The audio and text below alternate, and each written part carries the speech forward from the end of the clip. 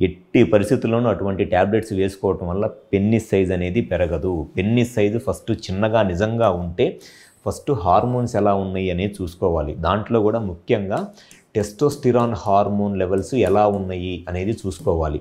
And దాంతోపాటు stretched penile length అంటారు. అంటే పెన్నిస్ ఎరెక్షన్లో ఉన్నప్పుడు ఎంత లెంత్ ఉంటుంది అనేది పెన్నిస్ని కరెక్ట్గా ప్యూబిక్ బోన్ ఉంటుంది, ప్యూబిక్ సింఫైసిస్ అంటారు. ప్యూబిక్ సింఫైసిస్ నుంచి కొంచెం పెన్నిస్ని స్ట్రెచ్ చేసి స్కేల్ పెట్టి చూసుకుంటే ఆ స్ట్రెచ్డ్ పెనైల్ లెంత్ కనుక మినిమమ్ 8 సెంటీమీటర్స్ ఉందనుకోండి, వాళ్ళకి పెద్దగా సెక్షువల్గా ఎటువంటి ప్రాబ్లం రాదు.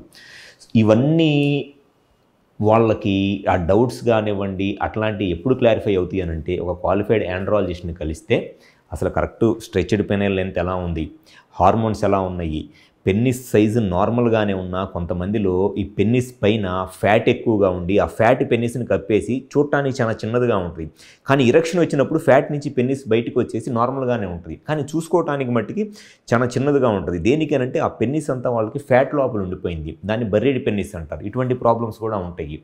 సో ఎప్పుడైనా సరే పెన్నిస్ సైజ్ చిన్నగా ఉంది అని అనుకున్నప్పుడు ఫస్ట్ ఒక క్వాలిఫైడ్ ఆండ్రాలజిస్ట్ని కనుక కన్సల్ట్ అయినట్లయితే కరెక్ట్గా అసలు పెన్నిస్ సైజ్ ఎలా ఉంది, ఆ సైజు నిజంగానే చిన్నగా ఉందా లేకపోతే వాళ్ళు చిన్నగా ఉంది అని చెప్పి అనుకుంటున్నారా, అండ్ హార్మోన్స్ ఎలా ఉన్నాయి అనేది క్లియర్గా చెక్ చేస్తే దాన్ని బట్టి ఒకవేళ హార్మోన్స్లో కనుక ప్రాబ్లం ఉంటే 20 ఇయర్స్ ఏజ్ లోపల హార్మోన్స్ కనుక కొంత ఇంప్రూవ్ చేయటం వల్ల పెన్నిస్ సైజ్ పెరగడానికి అవకాశం ఉంటుంది.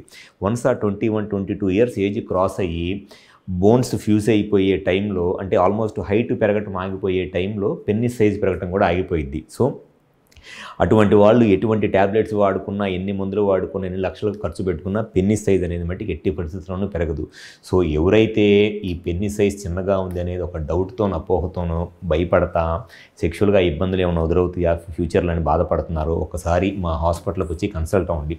మాకు విజయవాడ, వైజాగ్, రాజమండ్రి, నెల్లూరు మరియు కర్నూలులో బ్రాంచెస్ ఉన్నాయి. సెక్షువల్గా ఎటువంటి సమస్యలు ఉన్నా, ఎటువంటి అపోహలు ఉన్నా డెఫినెట్గా మీ ప్రాబ్లంకి 100% సొల్యూషన్ చెప్పడం జరుగుతుంది. సో మా హాస్పిటల్ నెంబర్ కాల్ చేసి ఒకసారి అపాయింట్మెంట్ తీసుకొని విజయవాడ, వైజాగ్, రాజమండ్రి, నెల్లూరు మరియు కర్నూలులో కన్సల్ట్ అవ్వండి. మీ సెక్షువల్ ప్రాబ్లమ్స్ అన్నిటికీ గ్యారంటీగా సొల్యూషన్ చెప్పడం జరుగుతుంది. Thank you.